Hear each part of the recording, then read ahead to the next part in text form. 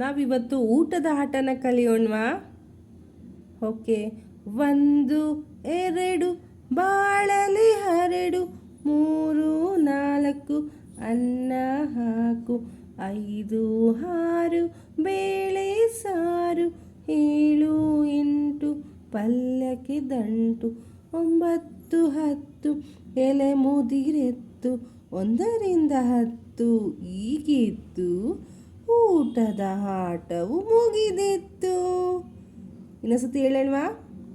1 2 ಬಾಳಲೆ ಹರಡು, 3 4 ಅನ್ನ ಹಾಕು, 5 6 ಬೇಳೆ ಸಾರು, 7 8 ಪಲ್ಯಕ್ಕೆ ದಂಟು, 9 10 ಎಲೆ ಮುದಿರತ್ತು, 1 ರಿಂದ 10 ಹೀಗಿತ್ತು, ಊಟದ ಆಟವು ಮುಗಿದಿತ್ತು.